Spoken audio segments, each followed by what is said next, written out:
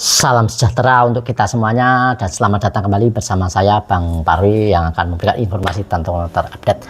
Oke, selamat untuk timnas Indonesia atas kemenangannya atas Cina 1-0 atas Cina. Ini berarti timnas Indonesia ini peluang ini di depan mata, peluang untuk masuk ke round keempat ini terbuka di depan mata dengan memperoleh poin kita sementara ini dengan 12 poin.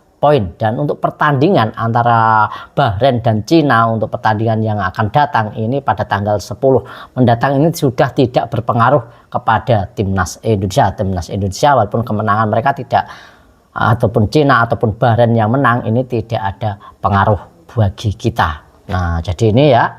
Jadi kita tetap saja untuk sementara ini kita di posisi ketiga ya, di posisi 3 dan kita masih menunggu pertandingan antara Bahrain melawan dari Arab Saudi. Nah, kita berharap untuk Arab Saudi dan juga Bahrain ini nanti berimbang. Jadi seperti itu ya, agar kita bisa menggeser dan memastikan kita menggeser Arab Saudi dan kita tetap bertengger di posisi ketiga klasemen sementara. Nah, seperti itu. Dan oke, ini sangat luar biasa penampilan yang ditunjukkan oleh timnas Indonesia kali ini. Dari keseluruhan permainan ini cukup ciamik dengan chemistry yang baik dan juga sangat kompak dan juga sangat solid dalam pertahanan kita. Walaupun memang sesekali memang serangan dari Cina ini sangat luar biasa, sangat sporadis dan sangat membahayakan.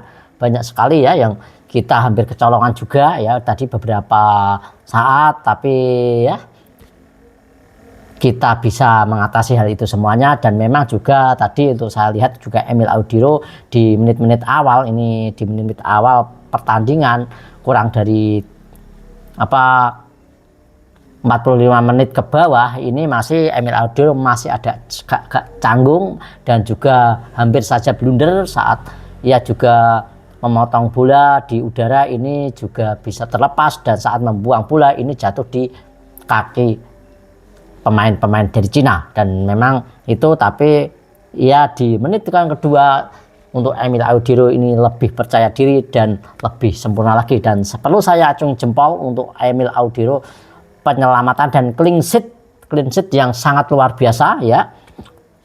Cara tidak terduga ada tembakan jarak jauh dari pojok mengarah ke pojok gawang kita, dengan sigapnya Emil Audiro menangkap dan ia meloncat dan menangkap bola dan menjemput bola sehingga bola ini tidak masuk ke gawang. Dan saat pemotongan di bola-bola atas di babak kedua, Emil Audiro sudah percaya diri dan juga cukup baik, tidak ada namanya miskomunikasi kembali. Nah, ini sangat-sangat baik. Untung saja kita punya Emil Audiro setelah dari Martin Paes yang tidak bisa membela timnas Indonesia karena hukuman akumulasi kartu. Dan Emil Audiro ini menunjukkan performa terbaik dan performa yang ciamik sekali. Dan ini ya untungnya kita punya pelapis yang betul-betul punya pemain yang setara. Ini dia ya keuntungan kita. Nah, seperti itu.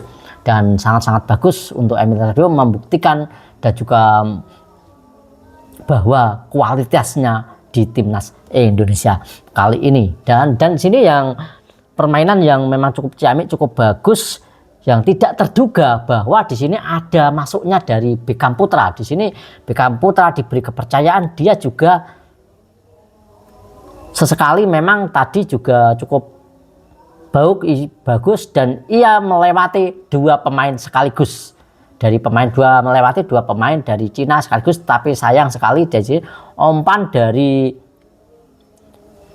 ya di sini Beckham juga sudah baik, ingin memberikan assist cukup baik, cukup bagus, tapi sayang sekali dari tembakan dari oleh Romeni ini masih bisa ditahan oleh lini belakang dari Cina. Tetapi itu juga cukup biasa dan ini memang tidak terduga, apalagi di sini juga untuk ada Yance Sayuri serta juga tadi ya pemain kelembar kita, dan di situ ada Yakob, juga ada Yance Sayuri ini cukup baik, cukup bagus.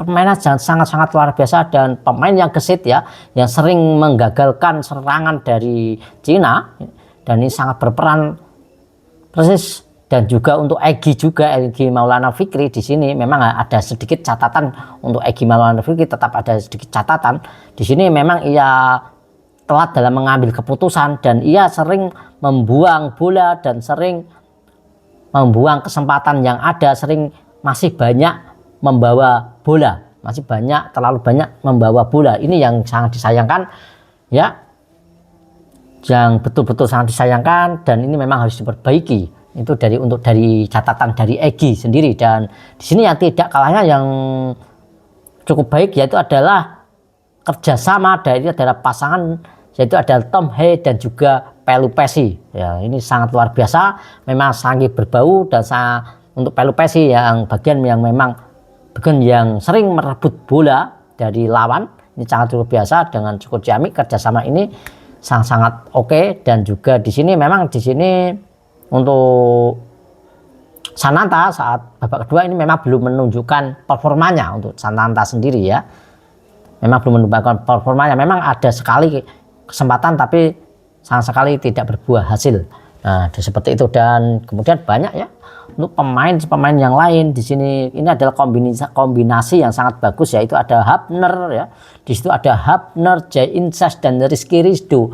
Nah, ini 3 back kita ini cukup chemistry-nya cukup sangat luar biasa, membuat saya senang dan kita tenang di lini belakang kita. Dan cukup tenang, membuat rekan-rekannya tenang. Dan di situ juga ada Kevin Dick juga ya di situ.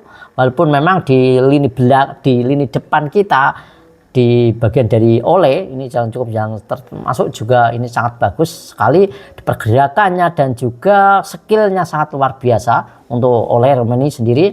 Dan di sini walaupun tadi untuk memang Marcelino Ferdinand tidak bisa bermain, Ragnar tidak bisa bermain, di sini ada Yance Sayuri pengganti yang juga bisa mengobrak-ngabrik pertahanan dari Cina ya. Walaupun memang kita tidak bisa membobol gawang Cina melalui serangan langsung ya, kita hanya bisa membobol dari adu penalti. Dan di sini untuk bukan adu penalti, melalui dari penalti maksud saya ya teman-teman. Tapi di sini sangat cerdik dengan Ole Romeni, sangat cerdiknya menunggu kiper dari Cina ini bergerak terlebih dahulu saat menendang bola, dan lalu dikira akan menendang ke arah yang bergerak, dan ternyata ke arah yang berbeda. Dan di sini ironisnya juga yang sangat salut saat kita mendapatkan penalti di sini, Kevin Dick seolah-olah Kevin Dick ini yang akan menendang penalti, yang akan melakukan tendangan penalti. Tapi ternyata setelah kita memang benar-benar pasti mendapatkan penalti, maka Kevin Dick bukan Kevin Dick, tapi di sini ya untuk Jae In-sas, maksud saya Jae In-sas ini menempatkan bola dan mundur, kemudian digantikan oleh Romeni. Ini juga tipu daya yang cukup luar biasa untuk hal ini ya. Untuk kapten kita Jae In-sas tentunya sangat luar biasa penampilan Jae In-sas di lini belakang kita. Jae In-sas dan juga Rizky Ridho serta Justin Harper ini memang 3 tokoh yang cukup mantap, solid sekali ya, tak tergantikan menurut saya ya. Dan kemudian setelah ini kita akan melawan Jepang. Semoga nanti kita bisa syukur-syukur kita bisa menang walaupun itu berat. Itu bahkan prediksi saya kita imbang saja sudah cukup bagus melawan Jepang ini. Tapi kita doakan saja melawan Jepang ini kita menang, karena memang saat ini ya untuk Australia ini tadi itu menang atas Jepang 1-0 dengan tim Jepang. Dengan demikian, dengan menang 1-0 atas Jepang, bahwa untuk Australia ini memimpin di klasemen yang kedua, di urutan kedua di klasemen sementara. Dan di klasemen sementara ini timnas Indonesia di urutan ketiga. Kita masih punya kesempatan untuk bisa lolos langsung asalkan kita nanti bisa menang atas Jepang. Dan kemudian di pertandingan selanjutnya ini Australia ini harus kalah dengan Arab Saudi kalau tidak salah ya. Itu dia ya. Itu. Nah, jadi seperti itu. Kemudian ini dia ya, selamat untuk timnas Indonesia yang mampu terbang tinggi dan membawa timnas Indonesia ini ya, pemain-pemain kita yang bagus, yang ciamik, membawa timnas kita ini masuk ke round keempat di depan mata. Oke, jadi seperti itu dari saya ya. Terima kasih untuk teman-teman semuanya ya sudah like dan juga komen. Saya ucapkan banyak terima kasih yang selalu support Bang Parwi ini ya. Terima kasih sekali saya ucapkan untuk teman-teman, dan salam sepak bola dan bravo sepak bola, dan bravo juga timnas Indonesia. Yes.